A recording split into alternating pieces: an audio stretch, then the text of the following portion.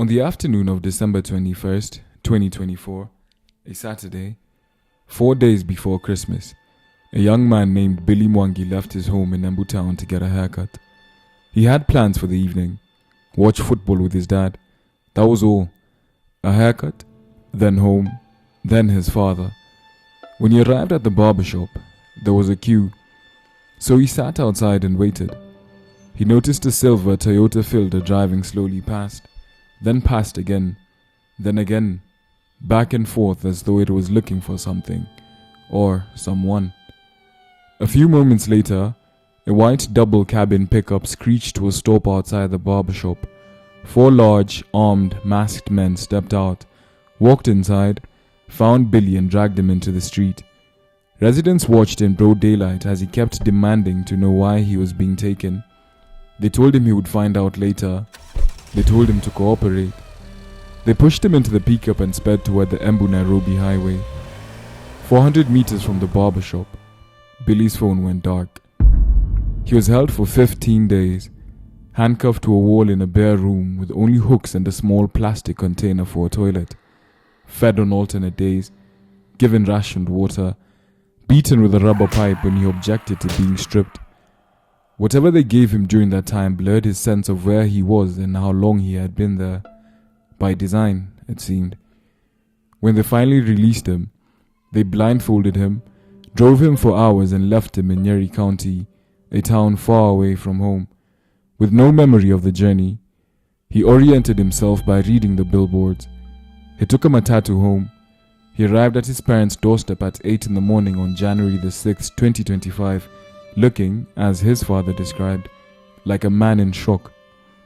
On New Year's Eve, while Billy was still missing, his father had appeared in a courtroom after a judge issued a habeas corpus order demanding the police produce his son. The National Police Service did not bring Billy. His father broke down in front of the court. Representatives from Human Rights Watch, Amnesty International, and the Law Society of Kenya sat beside him and watched the father collapse on the last day of the year, begging for help finding his child. Billy's crime, the reason 4 masked men surveilled a barber shop and dragged him out in front of a queue of people waiting for haircuts, was that he had posted an AI-generated image on X depicting President Ruto as deceased. A post on a phone. That was all. Billy's story is not an isolated incident. It is not an anomaly. By the end of 2024, Kenya had recorded 82 cases of enforced disappearances tied to state actors.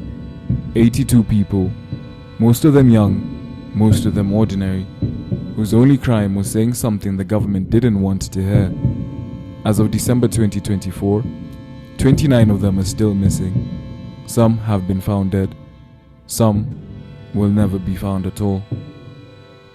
This is a story of how Kenya's state learned to make people vanish, and how, across 55 years, 4 presidents, and 1 devastating technological evolution, they built a machine so efficient that simply holding your government accountable can make you disappear. Welcome to the African Ledger. If you value careful, fact-based storytelling about power, politics, and accountability across Africa, support our work by liking and subscribing. Here, we tell documented stories from across the continent, grounded in evidence and centered on the people affected. Authoritarianism is not new in Kenya. The desire of those in power to silence those who challenge them is as old as the nation itself. What this episode is really about is not whether repression exists, it is how it has evolved, how each successive government borrowed from the one before it, refined the method, expanded the target, and lowered the threshold of who qualifies as a threat. What we are going to trace together is a transformation from the analog brutality of the Kenyatta era, through the industrial machinery of Moi, through the more selective eliminations of the Uhuru years, all the way to the data-driven, algorithmically assisted mass abductions of Ruto's Kenya. The infrastructure of repression did not disappear when each president left power. It was inherited, it was improved, and in the age of smartphones and social media and real-time location tracking, it has become something far more dangerous than a gunman on a street corner ever was. When Kenya gained independence in 1964, Jomo Kenyatta became the nation's first president, and he also became the first person to use the full weight of the state to eliminate anyone who threatened his grip on it. By the late 1960s, a man named Tom Mboya had become something of a symbol of what Kenya could be. He was 38 years old, young by any political measure, Western educated, internationally connected, and so gifted as a statesman that people were already speaking of him as Kenyatta's natural successor. He had been at the forefront of Kenya's independence movement. He was shaping the nation's economic policies. He was, in every meaningful way, a threat. Not a military threat, not a criminal threat, but a political one, a succession threat. And in Kenyatta's Kenya, that was enough. On July the 5th, 1969, Tom Mboya was walking on what is now Moi Avenue in the heart of Nairobi when a gunman shot him dead. He died at 38. The state moved quickly. A man named Nahashan Jenga Njoroge was arrested, tried, convicted and executed. Case closed, the government said. One man, one rogue actor. Nothing more to see here. But during Njoroge's trial, he said something that the state could not entirely contain, something that would reverberate through Kenyan politics for decades to come. He looked at the court and asked, "Why don't you go after the big man?" 4 words, a question that was also a confession, that also named, without naming, the office from which the order had come. No one was ever charged with ordering the assassination. The succession race shifted, Kenyatta consolidated power, and the precedent was set. 6 years later, another man would fall. Josiah Mwangi Kariuki, known simply as J.M., was a different kind of threat. He wasn't a cabinet minister eyeing the presidency. He was a firebrand MP from Nyandarua North who had survived detention during the independence struggle, who had been beaten and tortured, and had come out the other side angrier and more committed than before. He was the people's man, and the line he had made his own: "It is morally unacceptable to have a Kenya of 10 millionaires and 10 million beggars," had found its way into the hearts of ordinary Kenyans in a way that the political establishment found deeply, viscerally threatening. J.M. knew they were coming for him. In early 1975, a politician confronted him in a hotel in Nakuru and told him directly, "Your days are numbered. We are going to finish you." An assistant minister took him aside in Nairobi and whispered that a meeting had taken place at State House, a meeting at which a decision had been made to eliminate him. They had even planned how to do it: stage a security scare, blame it on him, and use a manufactured evidence to justify whatever came next. J.M. tried to get to Mombasa. He was tipped off that he was being followed, so he cancelled the journey without telling anyone. Minutes after the bus he would have boarded left Nairobi, it exploded. 27 passengers were killed. J.M. had escaped death by less than an hour, but the men planning his assassination were not deterred by near misses. On March the 2nd, 1975, J.M. was lured to what he was told was an emergency meeting by his childhood friend, a man named Ben Gethi, who was the GSU commandant. Gethi had promised to protect him.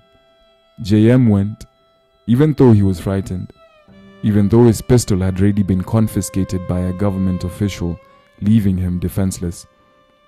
Gethi even gave him a loaded service pistol for reassurance.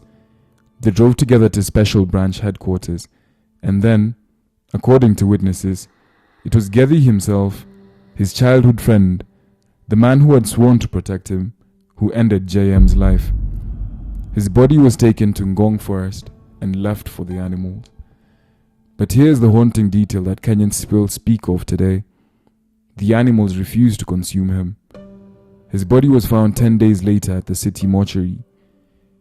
These two deaths, Mboya and J.M., established the logic that would govern state repression in Kenya for the next 5 decades.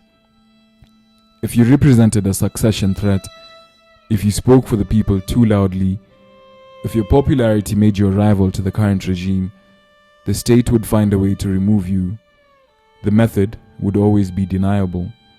There would always be a fall guy, always a cover story, always an investigation that led nowhere. But the order, the decision itself, would come from the top. This was Kenyatta's president. Targeted, surgical, and plausibly deniable. When Daniel arap Moi came to power in 1978, he inherited Kenyatta's methods and he did two things with them. He scaled them up and he made them institutional. Kenyatta had targeted rivals. Moi built a machine. The trigger came in 1982. A section of the armed forces attempted a coup. It failed, and Moi's response was to construct something that would come to define his entire presidency. A system of fear so comprehensive, so deliberately terrifying, that the mere rumor of it was enough to silence dissent across the country. That system had a name and an address. It was called Nyayo House, and it stood in the center of Nairobi, where everyone could see it. Below the ordinary floors of that building, below the offices and the clerks and the daily bureaucracy of government, there were cells. Underground cells that no one was supposed to know about, entered through a narrow tunnel behind a blindfold, where people were taken and where some of them simply ceased to exist. Patrick Anyango was a teacher in Kisumu when they came for him in 1986. He had spoken out against Moi's government, not with weapons, not with any organized movement, but with words. Uniformed policemen walked into his classroom in front of his students, put him onto a helicopter and flew him to Nairobi. He was moved between cells for nearly a week before they blindfolded him and walked him through the tunnel into Nyayo House. What happened to Patrick Anyango over the next 56 days is almost impossible to read without flinching. He was beaten, he was stabbed, he was denied food and water for so long that he drank his own urine to survive. He survived because he was eventually released. Many of the more than 150 pro-democracy activists who passed through those cells between 1986 and 1992 were not so fortunate. And here is the crucial difference from the Kenyatta era. Moi wasn't only eliminating political rivals, he wasn't targeting people who might run against him or succeed him. He was targeting teachers, writers, students, journalists, lawyers, anyone who questioned the logic of the regime, anyone who suggested, in any forum, that things could be different. The threshold for becoming a target had dropped significantly. You no longer needed to threaten the succession, you just needed to dissent. And the machine reached all the way to the top of the government itself. In February 1990, Robert Ouko, Kenya's Minister of Foreign Affairs, a man who had just attended a prayer breakfast in Washington alongside President Moi, disappeared from his farm near Kisumu. A herdsman found his body days later, partially burned, at the foot of a hill not far away from his home. A parliamentary inquiry would later conclude that Ouko had been bundled into a government car and driven to State House in Nakuru, where he was killed. His bodyguards had been withdrawn beforehand. The delay in reporting the discovery of his body had been deliberate. It bought time to move him, to burn him, to create distance between the killing and the regime. Why Ouko? Because he had met with President George H.W. Bush during the Washington trip, something that was apparently not fully sanctioned. Because he was seen as someone with foreign backing, someone with reformist instincts, someone who might, if given the opportunity, challenge the corruption and human rights abuses that had become the defining characters of Moi's presidency. The perceived foreign support of Dr. Ouko to ascend to the presidency, a parliamentary report later found, could be linked to his death. He was killed for being too capable, too clean, too connected to the world outside Moi's orbit. The Moi era proved something that the Kenyatta era had only suggested. that state repression in Kenya was not a series of isolated acts, not a collection of individual decisions made in moments of paranoia. It was a system, a machine with infrastructure and personnel, and a culture of impunity that ran from the top all the way down. By the time Uhuru Kenyatta and William Ruto came to power in 2013, Kenya had a new constitution. There was a judiciary, there were independent institutions, there were elections, and the old, blunt instruments of state violence, the helicopter in the middle of a classroom, the torture chambers, the staged car accidents, had become, at least officially, things of the past. But power's desire to protect itself does not disappear because the constitution changes. It adapts. Jacob Juma was a businessman who had made his fortune working within the system. Government contracts, mining licenses, the complicated world of the Kenyan political economy where money and power are always entangled. When the Uhuru government came in, they made him an offer he was expected to accept. Share half your mining profits or lose your license entirely. Juma refused. They revoked his license, and then Jacob Juma did something that no one in his position had ever done quite so publicly or so effectively. He went to Twitter and he started posting. He didn't just complain. He named names, he shared documents, he laid out, in meticulous detail, the corruption of the people who had tried to shake him down. He showed how William Ruto's family owned the Western Hotel, a multi-billion shilling property built on land that legally belonged to the Kenya Civil Aviation Authority. He exposed the NYS scandal, where nearly 800 million shillings of public money had been stolen, and named the government officials who had participated.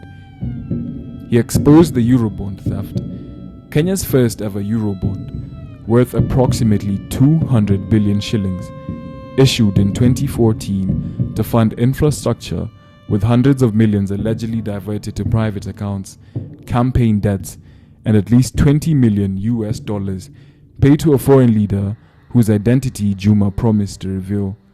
He died before he could keep that promise. Juma was doing something genuinely new.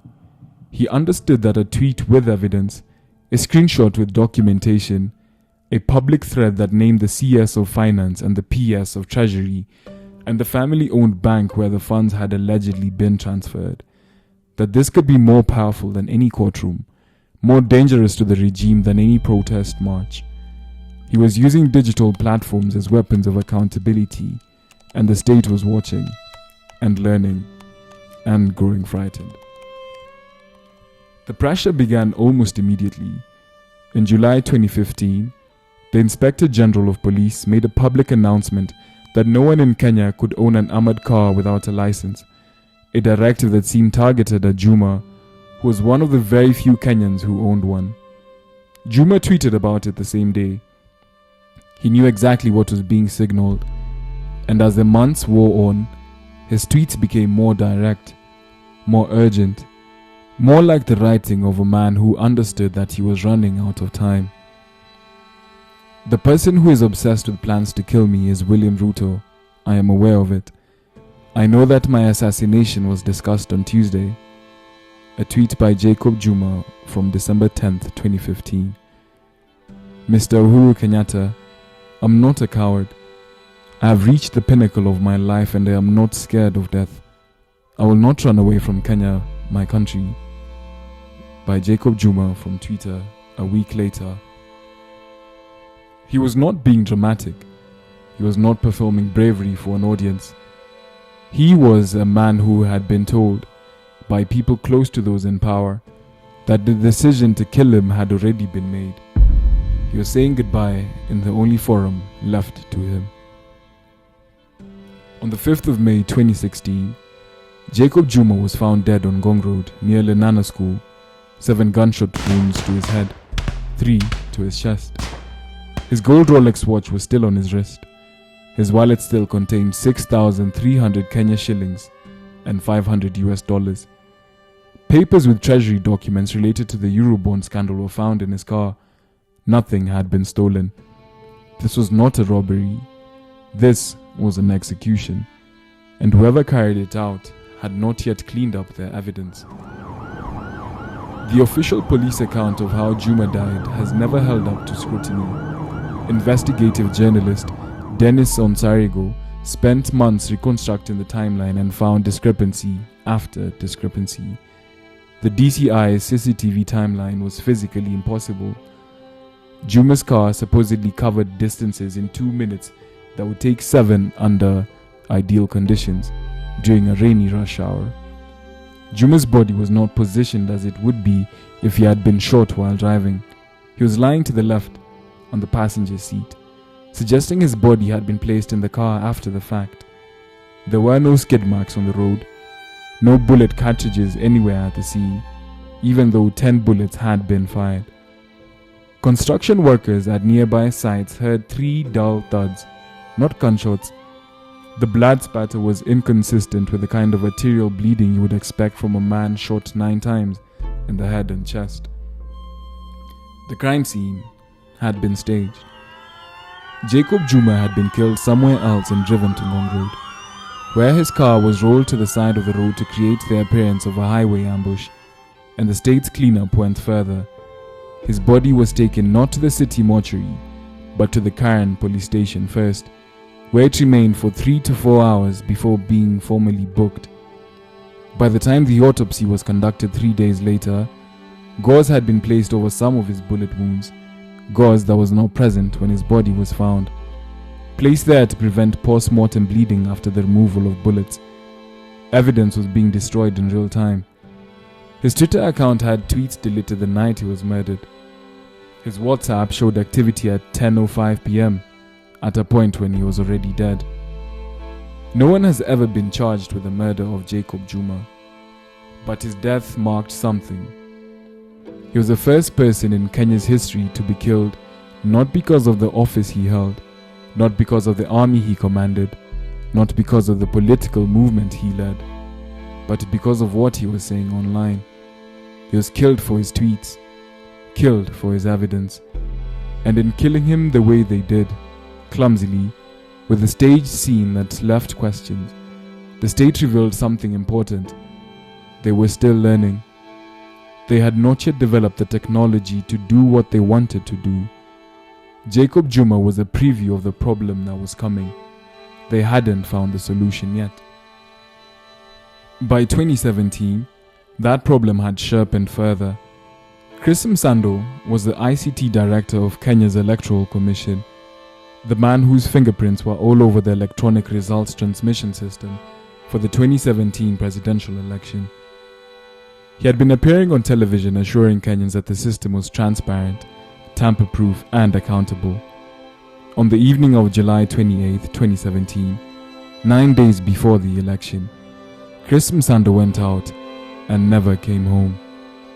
His body was found in a forest in Kiambu County, tied up, strangled by strong hands.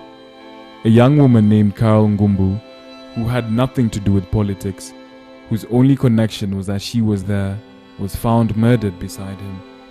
Carol's family has never received answers.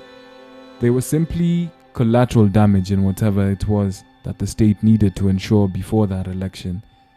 The machine was still running, and the technology was evolving. In 2022, William Ruto ran for president, and he made a promise. Standing before Kenyan voters, he said he was appalled by the extrajudicial killings and enforced disappearances that had taken place under the administration in which he had served as deputy president. He promised that Kenya Kwanza would end the weaponization of state institutions. He promised that the security services would operate constitutionally, independently, and in the interest of citizens, rather than the interest of the powerful. He named the Inspector General of Police as incompetent. He named the DCI director as unfit. He positioned himself as the man who would finally break the cycle. Kenyans believed him. He won the election, and within weeks of taking office, he followed through on at least a symbolic part of the promise. He disbanded the Special Service Unit, the notorious police unit linked to the disappearances and killings of 2 Indian nationals and their Kenyan taxi driver, during the 2022 campaign period. He accepted the resignations of the IG and the DCI director. He said he was cleaning house. He said impunity was over. Then came June 2024.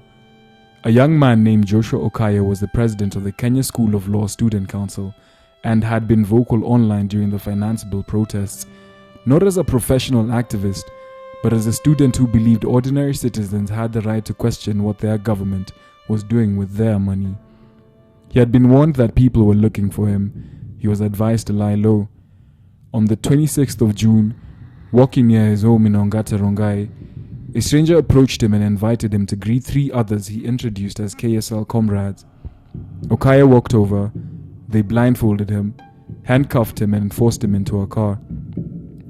The questions they asked reveal exactly what the state was trying to map: who was funding the protests, who was printing the materials, who was supplying information about the IMF's role in the finance bill. When his answers didn't satisfy them, they beat his ankles with metal rods, denied him water, and drove him around, strangling him before throwing him from the moving vehicle. He was found days later near the Maragua River in Murang'a, surrounded by villagers he couldn't communicate with, barely conscious. His SIM cards had been removed, money had been withdrawn from his mobile wallet, WhatsApp had been uninstalled. He had anticipated the abduction enough to write phone numbers on a piece of paper in his pocket, knowing his phone would be taken. The villagers found it and called his brother. Joshua Okaya was the 3rd Kenya School of Law student abducted since the protests began. What followed over the next several months was the most systematic campaign of digitally targeted repression in Kenya's history. The finance bill protests brought hundreds of thousands of people into the streets and brought something genuinely new with them. This was the Gen Z movement. It had been organized entirely online, using hashtags like Occupy Parliament and Reject Finance Bill 2024 that trended for days. Protesters used AI-generated content to explain the bill in Kenyan dialects. They crowdfunded transport to Nairobi through digital platforms. They hacked government websites. They built a wall of shame that named every MP who had voted for the bill. They forced phone numbers for cabinet secretaries into the public domain. This was not the activism of the Moi era, of pamphlets passed between hands or meetings held in back rooms. This was digital organizing at scale, and it was extraordinarily effective. The state's response evolved to match it. According to Amnesty International, Human Rights Watch, and the Kenyan Human Rights Commission, what happened next followed a clear and documented pattern. Security officers, many in civilian clothes, faces partially concealed, using unmarked vehicles with obscured or rotating plates, began systematically monitoring X, TikTok, and protest coordination apps. The most vocal activists, the ones who were live streaming, organizing, posting evidence, building networks, were identified. Their handles were logged, their location data was tracked, and then, one by one, they were taken. The abductions did not happen at protests. They happened at home, in broad daylight, from behind closed doors. Activists were grabbed from their front steps, from buses, from outside shops. There was no warrant, no identification, no legal process of any kind. They were pushed into unmarked cars and driven to locations that survivors would later describe as abandoned buildings, warehouses, isolated compounds, places that exist nowhere in the official record, places that if you disappeared into, you were simply gone. Many were held for days without access to legal counsel, without their families being notified, without any official acknowledgement that they had been arrested at all. When interrogators finally came, their questions were not about illegal activity. They were about the digital infrastructure of the protests. Who organized the WhatsApp groups? Who supplied the communication technology? Who funded the movement? One abductee described being forced to unlock his phone while his interrogators went through his messages, his contacts, his direct messages, mapping the network around him in real time. Another described being forced to withdraw money from M-Pesa under threat of longer detention, a financial extortion that ran alongside the political interrogation. Many were released in remote areas, hours from home, with implicit warnings about what would happen if they spoke. By August 2024, the Law Society of Kenya had recorded 72 people abducted or forcefully disappeared. Human Rights Watch documented that the enforcers involved were drawn from the DCI, the Rapid Deployment Unit, Military Intelligence and the Anti-Terrorism Police Unit, and the National Intelligence Service. This was not a rogue unit. This was a coordinated, cross-agency operation, and underneath it all, making the whole system possible, was a piece of infrastructure that most Kenyans carry in their pockets every day. A Daily Nation investigation revealed that Kenyan security agencies had what amounted to near unrestricted access to mobile phone data, call data records, location information, through systems embedded in the country's telecommunications infrastructure. The Kenyan Human Rights Commission wrote an open letter accusing Safaricom, the country's dominant mobile operator, of sharing this data with the National Intelligence Service in ways that likely bypass judicial oversight entirely. If accurate, this meant that a security agency could track where any Safaricom subscriber was, who they were calling, and who was calling them, in something close to real time. Safaricom CEO denied the allegations publicly, but when a journalist named Robert Kitui filed a request under Kenya's Access to Information Act, asking how many court orders police had submitted for subscriber data, Safaricom refused to disclose the information. The Commission on Administrative Justice ruled in the journalist's favor and ordered disclosure. Safaricom appealed the ruling in the High Court, and the Katiba Institute, which stepped in to defend the journalist, described Safaricom's legal action as a slap suit, a lawsuit designed not to win in court, but to intimidate, to delay, and to ensure that the public never found out how deep the relationship between the company and the state security apparatus actually went. With access to that kind of data, the state no longer needed to catch you in the act. They didn't need an informant or a provocateur or a planted agent. They could see where you had been. They could see who you called the night before a protest. They could see you heading toward Parliament on your phone's GPS and have someone waiting when you arrived. They could see you tweet something at 11 p.m. and be at your door by morning. Let us step back from the system for a moment and look at what it costs, not in political terms, but in human ones. Denzel Omondi was 23 years old.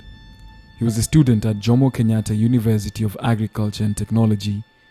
He joined the Occupy Parliament protests in June 2024 because he believed, as the Constitution tells every Kenyan they have the right to believe, that he had the freedom to assemble, to protest, to hold his government accountable. He went to protest and he did not come home. 9 days later, his body was found in a quarry near Juja. The government said he had drowned. His family said there were signs of trauma inconsistent with drowning. No one has been held accountable. No officer has been charged. No family has been given a full, transparent account of how their child died. Beasley Kogi went missing on the 25th of June 2024 during the protests in Nairobi CBD. His body was found at the city mortuary, with accounts from people who saw him that described signs consistent with torture. His sister Beatrice took the case to the High Court of Kenya. In June 2025, a judge dismissed the petition, finding no admissible evidence that directly linked police officers to his death. No officer has been charged. The court found it could not say what happened to Beasley Kogi. It simply could not say. And then there are the 29 who are still missing.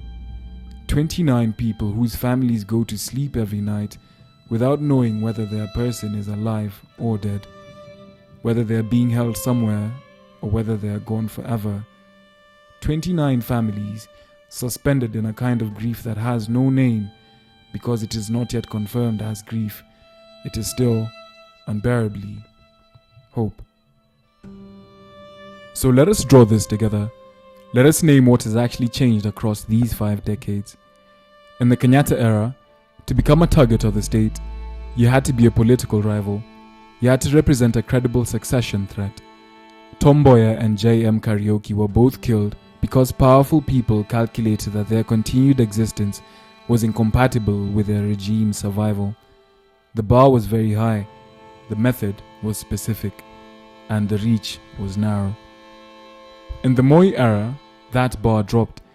You no longer needed to threaten the presidency, you just needed to speak against it, in a classroom, in a newspaper, or in a university. The machine expanded to catch teachers, students, lawyers, and journalists. The reach widened, but the infrastructure was still physical. It required cells. It required people who were willing to inflict pain. It required bodies. In the Uhuru era, the bar dropped again, and the method evolved. Jacob Juma was killed not for threatening to run for anything, but for what he was exposing online. Chris Msando was killed not for organizing anyone, but for knowing too much about a system that was about to be manipulated. The state was learning to fear digital power, but the methods were still analog. Gunmen, stage scenes, strangled bodies in forests. Messy, imperfect, full of questions that never got answered. And in the Ruto era, the era we are living in right now, the bar has dropped so far that it is almost impossible to say where it is anymore. You do not need to be a minister or an MP, or even an activist in an organized sense. You need only to be visible. You need only to post. You need only to show up in enough people's timelines that a security algorithm flags your handle and an officer in a civilian car is dispatched to find out where you live. The tools have scaled. The targets have multiplied. The threshold has collapsed. And the infrastructure, the data, the surveillance, the real-time tracking has made the whole system invisible in a way that Moi's torture chambers could never be. We end, as we must, with a question. Because that is where Kenya's history of enforced disappearances has always left us. Not with answers, but with questions that no one in power will answer. If posting on social media can send armed men to your door, if calling for accountability from your government can get you taken from your home in the middle of the night, if participating in a hashtag can mark you for surveillance and abduction, then what does freedom of speech actually mean in Kenya in 2026? What does the Constitution mean when the infrastructure of the state has the capacity to silence anyone it wishes before the Constitution even gets a chance to protect them? A state that disappears its own people has always been a frightening thing. But a state that disappears its own people using their phones, their social media, their digital footprint, using the very tools through which they express themselves as citizens, that state has achieved something even more chilling. It has found a way to make the act of speaking dangerous. The machine that began with a gunman on Government Road in 1969 has not stopped. It has simply gotten smarter, and the silence of those 29 missing people, that silence is the sound of it running. This episode is dedicated to the young Kenyans who lost their lives during the finance bill protests, who took to the streets demanding a better country and never came home, and to everyone who continues to ask questions, to document, to demand accountability, even knowing the risk. Your courage is the reason stories like this get told. We will continue to follow verified developments related to these cases and report them as they emerge. Thank you for watching. This is the African Ledger. If you value careful, evidence-based storytelling from across the continent, consider subscribing to the channel. Until next time, take care of yourselves and take care of one another.